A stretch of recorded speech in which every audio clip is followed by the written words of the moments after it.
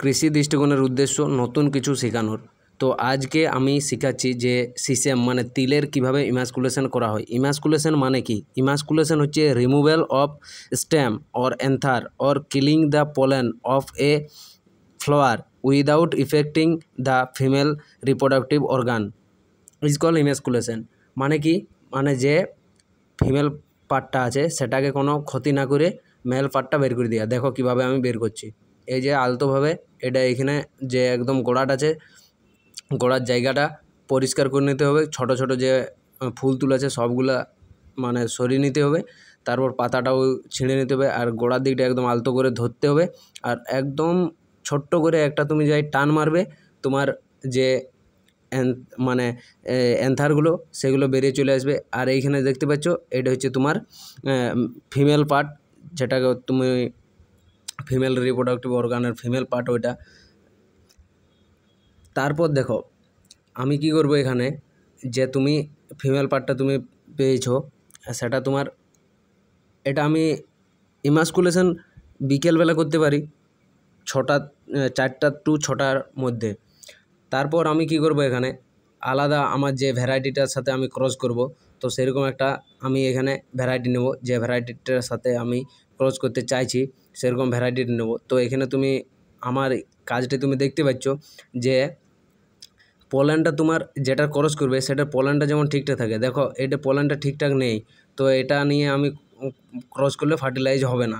তো দেখো তোমাকে সেই রকম ফুল একটা বেছে নিতে হবে যেটার সদ্য পোল্যান্ডটা পোলেন যে পোলেন ডাস্ট যেমন ডাস্টিং করে ভালো, সেটা ফার্টিলাইজ ভালোভাবে হয়। তো দেখো আমি কিভাবে যে ফার্টিলাইজ পরের দিন করছি সেটা তোমাকে দেখাচ্ছি। তো দেখো পরের দিন সকাল সকাল আমি চলে গেছি ফিল্ডে যাওয়ার পর আমি অ্যাডজাস্ট মানে যে ভ্যারাইটির সাথে আমি ক্রস করতে চাই তো সেই ভ্যারাইটিটা একটা নিয়ে নিচ্ছি।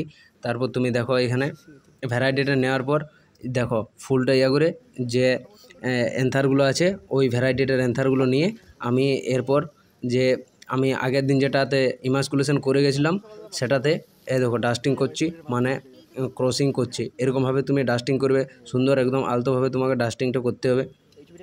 ডাস্টিং করার পর কি করতে হবে, ডাস্টিং করার পর আমি দেখো কি করছি, ডাস্টিং করার পর এরকম তুলো নিতে হবে।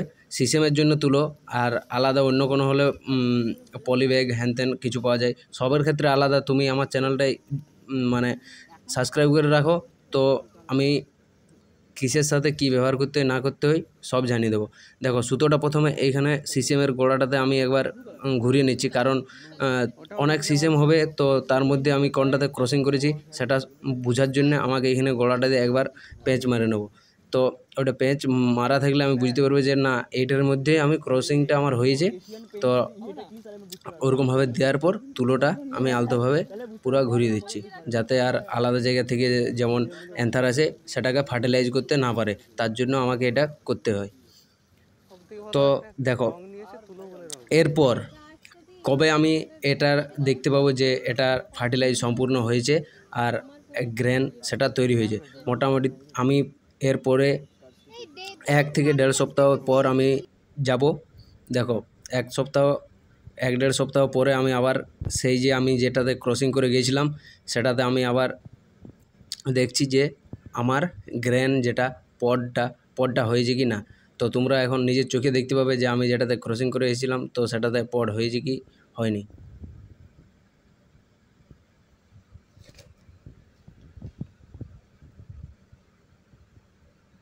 অনেক জায়গায় করা হয়েছে, মানে পুরো ফিল্ডটাতে এরকম ক্রসিং করা হয়েছে।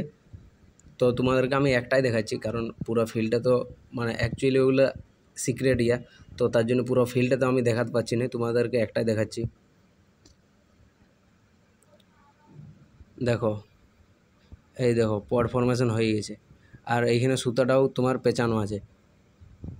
এখানে দেখো ওই যে সুতাটা পেঁচিয়েছিলাম, তার মানে এটা এইটাই যে সেটা তোমার বোঝার জন্য। ভালো লাগলে আজকে এই পর্যন্ত, পরে আসছি আবার নতুন ভিডিওর সাথে। Thank you.